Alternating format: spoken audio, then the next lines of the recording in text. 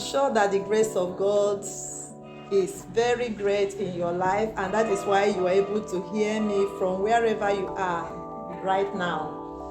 So I give God the glory for all of that. And above all, I want to thank you very much for all you have been doing since we began this channel.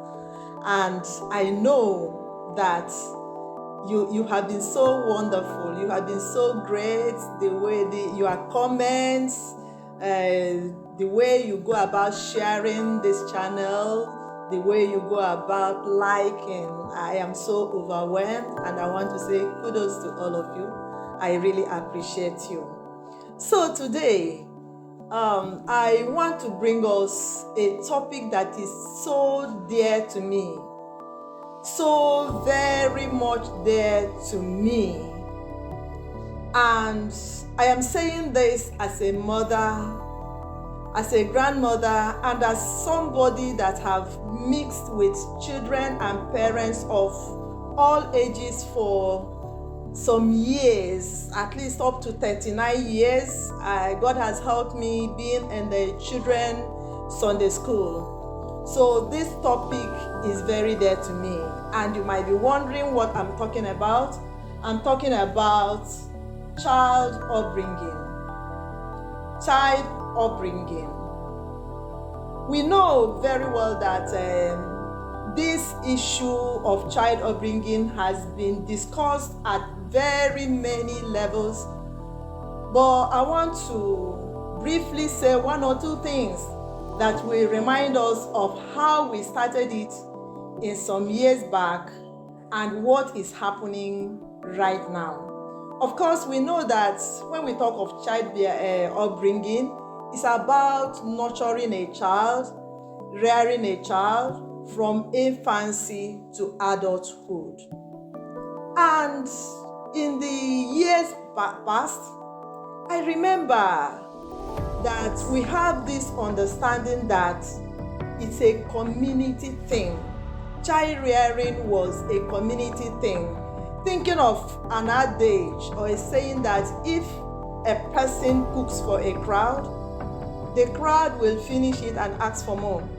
But if a crowd cooks for somebody, the person may not be able to finish it.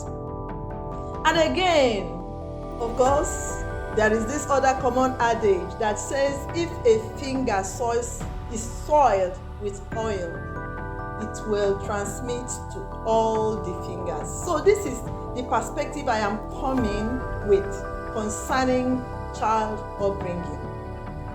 In those years, people look at a community child as this child not belonging to a kind of an individual, parents, or a home, but a community.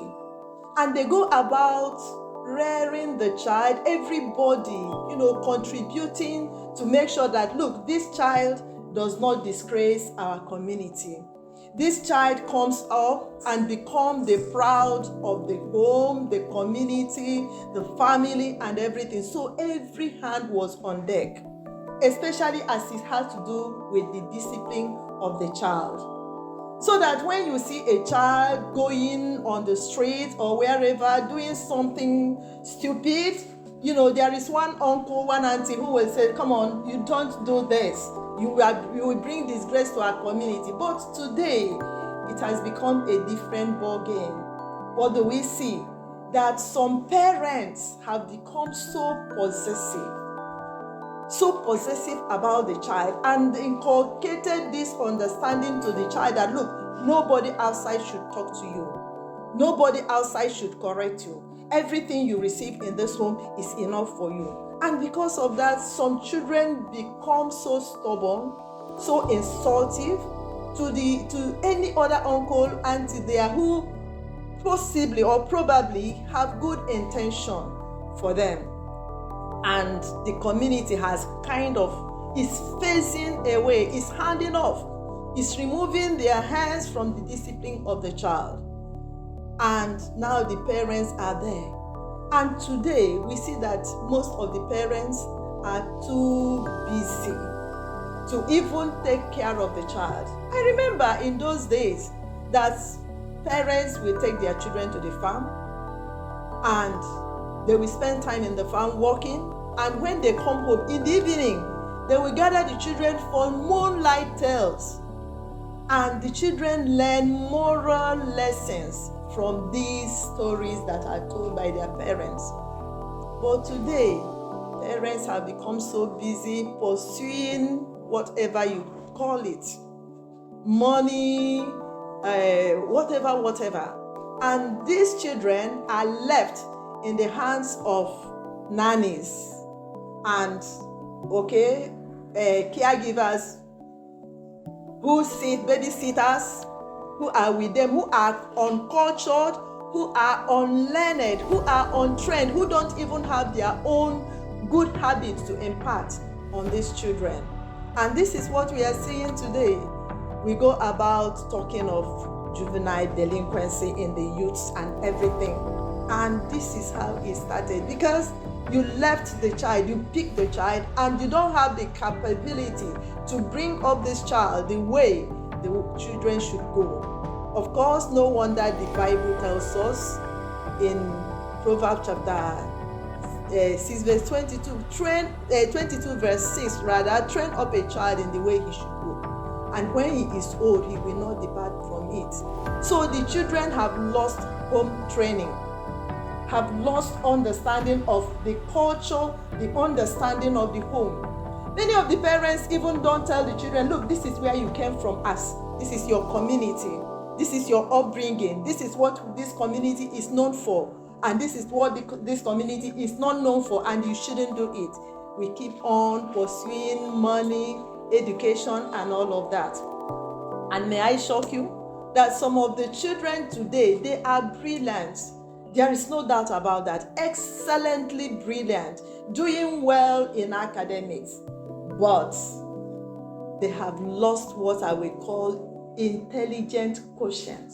There is no IQ in that child. And that is why everything has gone haywire, because of this possessive nature to a great extent in the life of the child.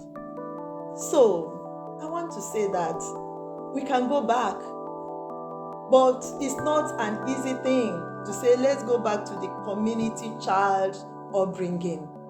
It is not easy to go back now. But I want to tell you how we can do that is you as a person, a teacher, classroom teacher, Sunday school teacher, a preacher, an uncle, an auntie, whatever you are, to that child. Don't look at that child as this is my child, I should focus on this child alone. Look at every child as potential, that in every child there is potential good success. And think of that in the life of every child. Pray towards that, and as much as you have the opportunity, the opportunity I mean, try to see whether you can influence the life of the child by your own good example.